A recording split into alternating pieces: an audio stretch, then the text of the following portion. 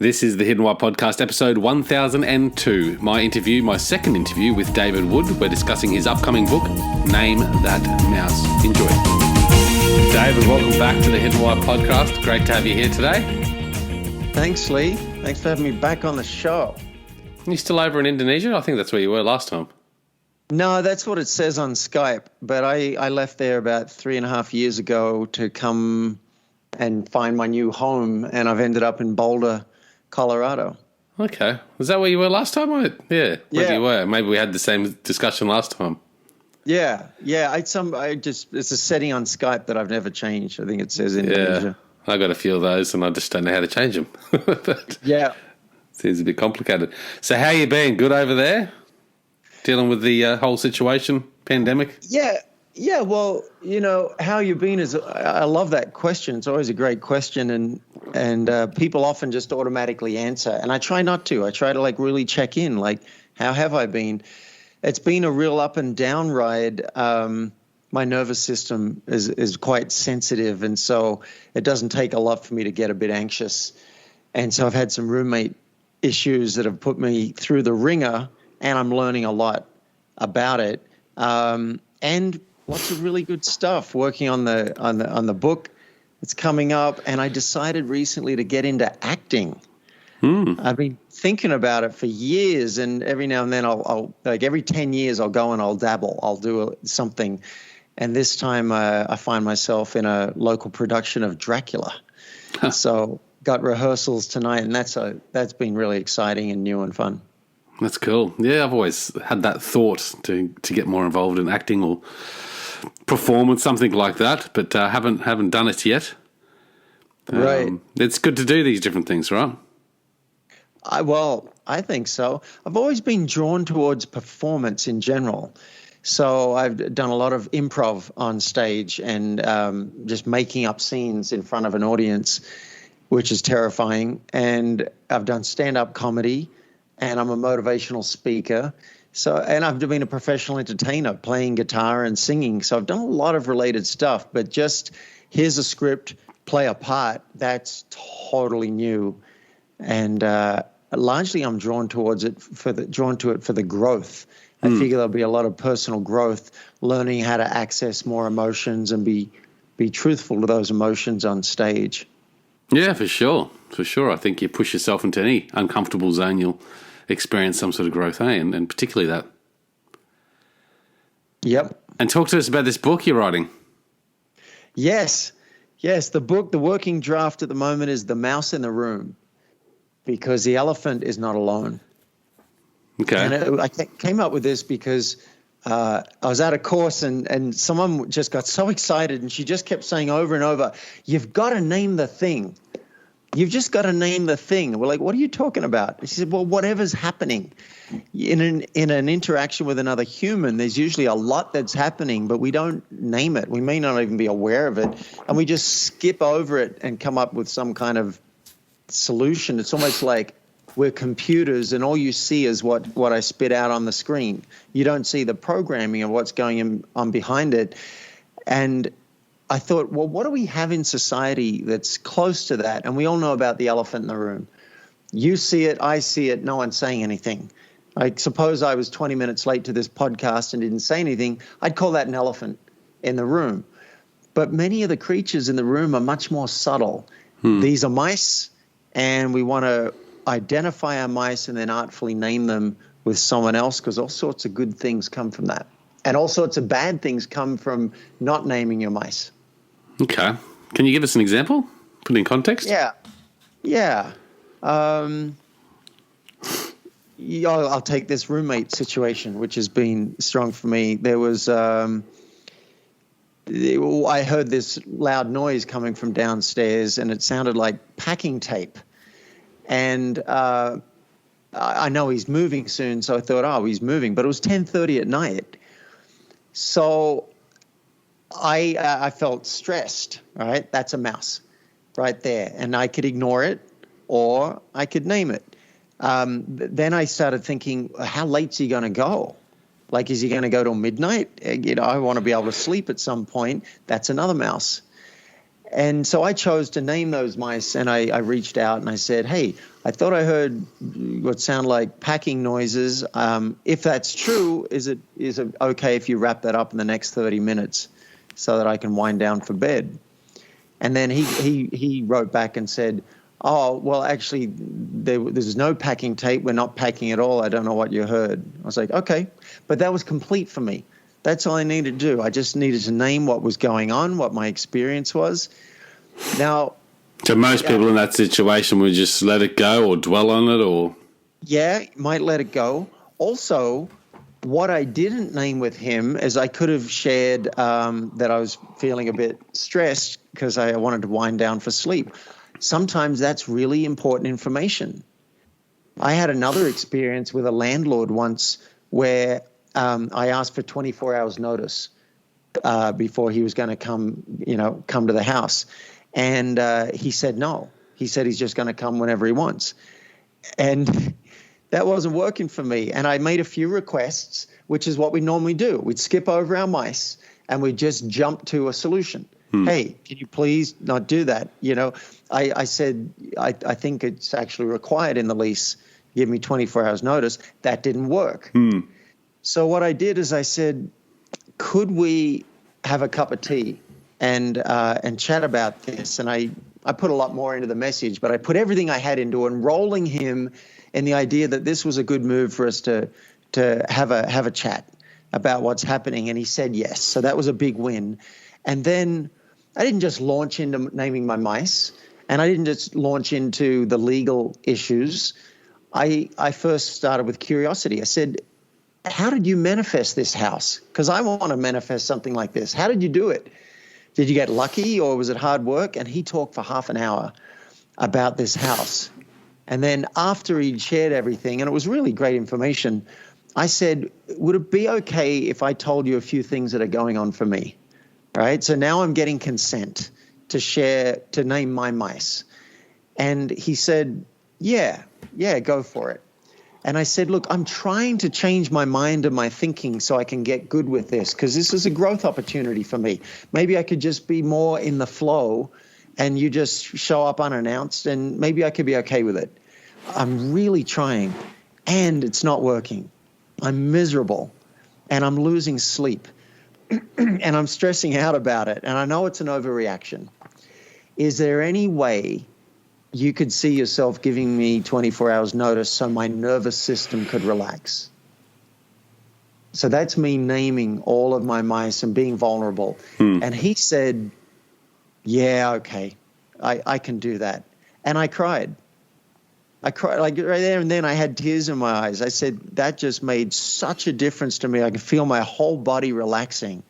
So that might be an extreme example, but how many situations would we not share with the person what's actually happening, and we just jump to some kind of solution or a complaint or something like that? This is an actual game changer, and it's got corporate application as well. This isn't just with your landlord. This isn't just with your partner. This isn't just with your kids and your friends. You can use this with your teams, with your boss, with your co-workers, with your staff. It can work everywhere. I like it. Is there a process that you've sort of defined to help us, walk ourselves through this when it comes up? Yeah. I assume you got an acronym maybe or something like that? I do have an acronym that works for tough conversations, and I think it works for this as well. Yeah. But firstly, you've got to spot that you've got a mouse.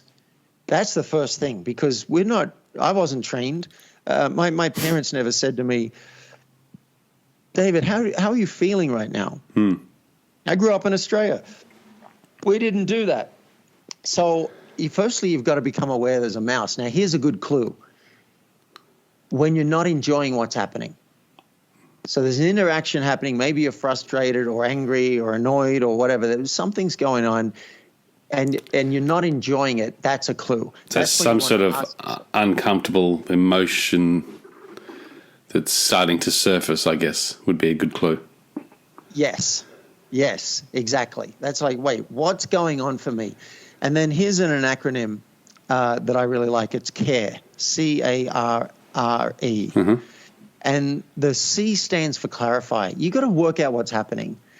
Now, if it's live, like you're in an interaction right now with somebody, maybe you don't have time to go and get a worksheet and start to fill stuff in. And you might just say, hey, can you give me a minute to work out what's happening here? I just want to slow it down. Something's going on for me, and I want to slow down so I can work out what it is. Maybe you can do that. Or maybe you've already had the interaction and you want to work it out after the fact. That's fine. So clarify the issue. You could journal. Here are some good questions to ask in clarification. What do I want to change? Like, what's not working for me here? Do I have a desire? Another great question to ask yourself is there a request I can make? So, for example, my roommate yesterday saw that I just installed a partition to soundproof the staircase, and he just wrote to me, hey, look, not that this really matters, but that's a really ugly wall to look at. No request. No action that I can take that's going to have him win or us win together. Just a pure complaint. Don't do that to people. It's disempowering. So work out, is there a request? Is there something they could do? Hey, next time would you throw your cigarette butts in the trash? I'd be really grateful. Or would you get to meetings 5 minutes early? Would that work for you? Hey, I've got an assistant. Would you be open to coming every second week instead of every week? Have something that they could do.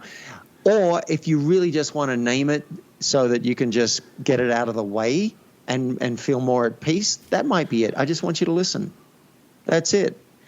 So that's C, stands for clarify the issue. You got to work out what your mice are, and it might not always be simple. Or get a coach, work with a coach on it, or your therapist. Say, what is going on for me here?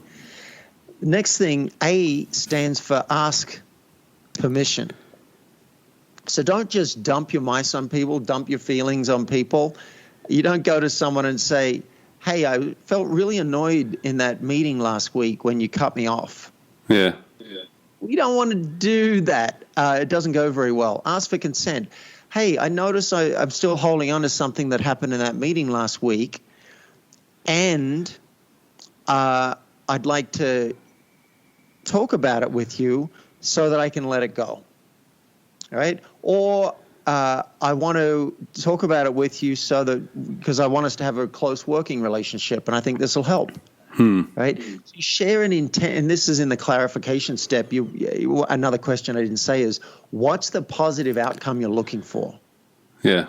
If you can't find one, then don't go and talk to that person.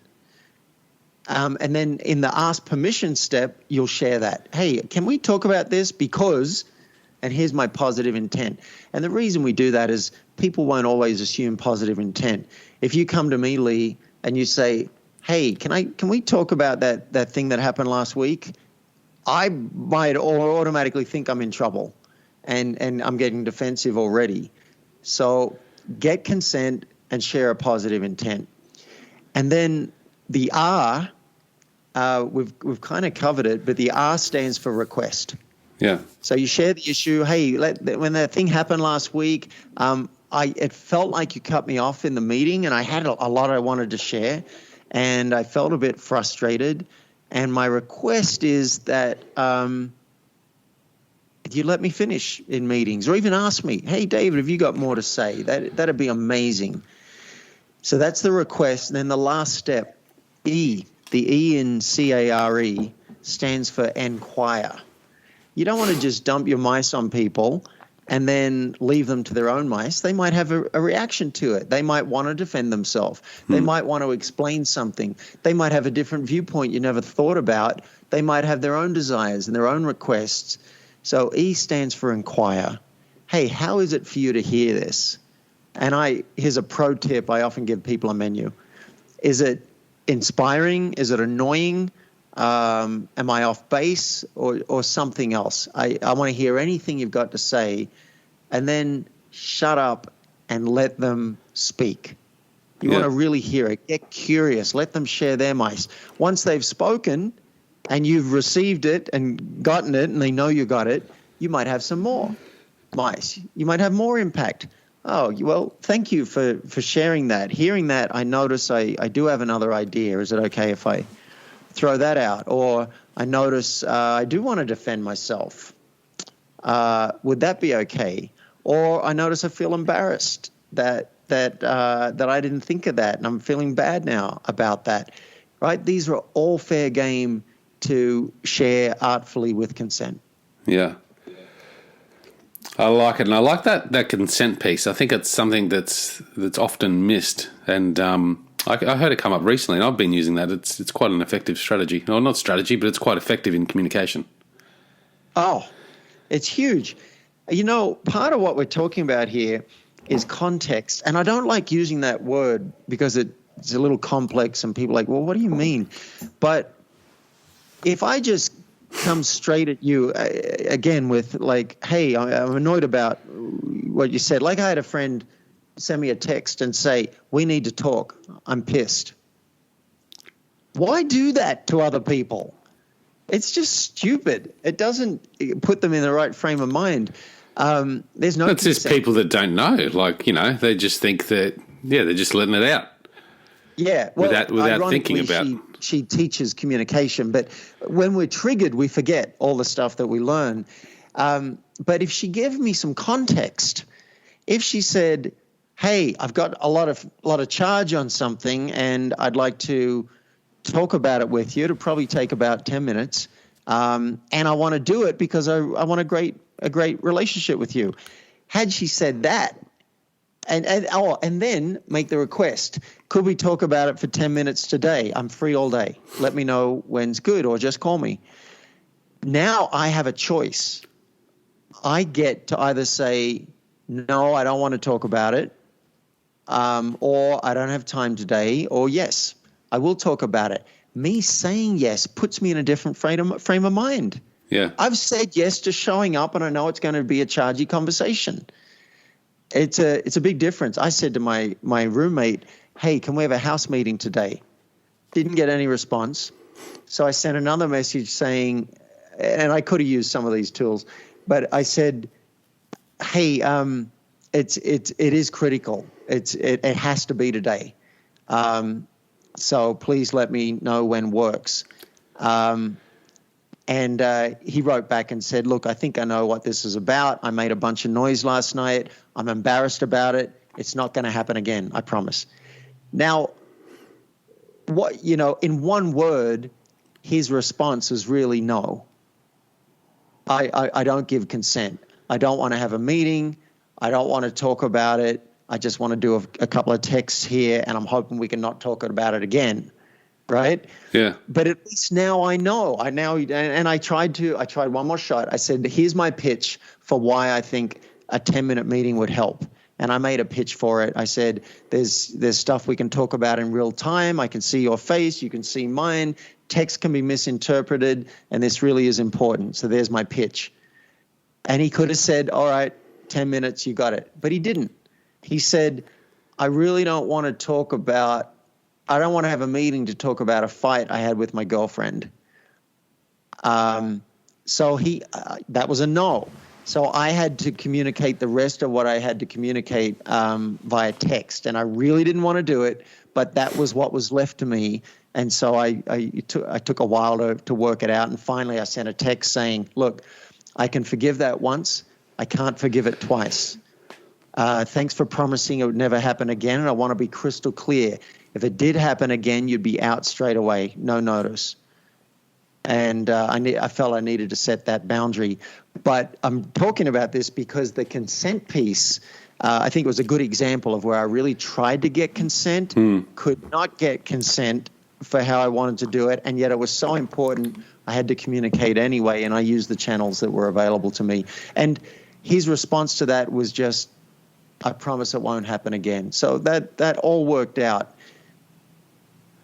That's interesting. Well, how do you feel things are being communicated now with this pandemic? Do you think, because you sort of touched on a point there, we react. We have this trigger, this emotional build-up, and we react. We don't stop to pause and think about how we could approach the situation delicately if, it's needed. Yeah. And I don't know Yeah. if the way things are being communicated right now is happening like that. People are just reacting. Well, I don't know that the pandemic might have an impact, but we've been reacting since the beginning of time. Yeah. So I definitely wouldn't blame it on the pandemic. Okay, There's science. The science apparently is, I think it's the prefrontal cortex or whatever it is, the higher functioning part of the brain actually shuts down when we're really triggered, and the reptilian brain takes over. And so we don't have all our faculties anymore. I just had a therapy session today about this because there've been a couple of times in the house where I heard noise or there were people over and it was a surprise and anxiety just flooded through my body. And the therapist said, you do not have access to all your faculties. So trying to work it out when you're really angry or really scared is not a good idea. And listeners, you know this if you're in a relationship. When you guys are fighting, it's quite possible that neither of you has full access to the higher functioning of your brain. Yeah. You are just in fight or flight or freeze, and it's just not productive. So if one of you can say, hey, I'm really triggered right now. I notice that. I want to take 20 minutes to calm down. I'm going to take a walk, and then I'd love to come back and talk with you when I can think rationally. And you might want to get that agreement ahead of time. Don't wait until it's happening because they don't have access to their faculties either. So they might just yell at you. Oh, yeah, that's right. Just run like you always do. Yeah, you don't want that. Set it up ahead of time. Hey, next time there's a fight, how about any one of us can say a code word? Could be pineapple. And that code word means, all right, we're going to take 10 or 20 minute break, and then we're going to come back once we've calmed down and we got cooler heads. Very, very smart thing to do. I try never, ever to send an email or a text when I'm feeling angry. Yeah. Because I know, like 9 times out of 10, I know that later on I'm going to look at that and I'm going to regret what I wrote. Yeah. And I'm going to wish that I'd been more caring and been more curious and not just dumped my emotion on the other person, which usually then has them react with more of the same, and then it escalates from there. Yeah. So particularly in this day and age with digital communication, like emails and texts, like people just so easy to just go punch out a text and send it. And I've found myself sometimes typing up an email in a reaction mode, and then I sit there and go, hang on a sec. What have I just done? I've just reacted. I haven't thought this out, and I delete it, and then I say, I'm just going to close this, walk away, come back to it this afternoon. Yes, that's brilliant. Now, what you just did is a very enlightened, advanced move, and I'm encouraging everybody to do that. Now, for sure, write out the email. I think that can be therapeutic. Write out. You can even write it out as angry as you want. You jerk. I can't believe blah, blah, blah, whatever. Just write it out. Do not send it. Wait until you've got no more charge left, or it's very little. You might wait till the next day. You might even, like another couple of hours, I'll come back and I'll look at it and I'll cut it in half, right? Because long emails, particularly chargey emails, are usually best kept short, 2-3 lines. Sometimes I'll do 4 different versions of the email and I'm like, this is not going to work. They might misinterpret this and they might react badly to this. I've done that. I've recorded 6 different audios to my roommate, and then I listen to them before I send them, and I'm like, David, bad move. This is going to trigger something in him. And then I've called instead. Hey, I just want to check. Are we okay? Because I just been trying to record an audio, and I realize I'm pretty activated right now, and I'm wondering how you're doing. Turned out he was angry as well, and he said, why don't we talk about it tomorrow? I don't want to yell at you. I said, thank you. I don't want to yell at you either. All right, we'll have a meeting tomorrow. But it's that thought that has to jump into your brain that says, firstly, don't send it now, wait. And then another thought that could be, you know what, this might be better face-to-face, or this might be better on the phone or on Zoom so that I can see how they're reacting, and we really talk about it. Now, there is one time where I would suggest something else, and that is if you're really worried that you're going to get the words wrong, or you're going to trip over yourself, or you're worried they're not going to listen to everything. Sometimes what I'll do is I'll do a video. I go to loom.com, Loom. You can use it for free. I create a video, and then I'll watch it, and I'll be like, all right, firstly, that's too long. I repeat myself twice. So then I do another video, and I get it to the point where it feels solid. It feels clean. There's not a lot of charge in it. And I say, and I'm happy to talk about this live. I just want to do this video as a first stage. And if you don't want to hear my thoughts, don't watch the rest of this video. Yeah. That's the consent piece, right? Just stop it right now and delete it. If you are open to it, please continue. And that's been gold to do that. So I'll rely on video a lot, but then sometimes if it's particularly chargy, I'm like, no, it's got to be live. I like it, mate. I like it. Good pointers in this conversation. A lot of communication, a very important topic. Name That Mouse. When's your book coming out? It's coming out January 2022. We've already got the mini book. We wrote a preview or a trailer so people could get stuck into it right now. So if you go to namethatmouse.com, you can contribute a little money to help us write the book, and we'll give you the mini book straight away. And then when the Kindle's ready, we'll give you that as well.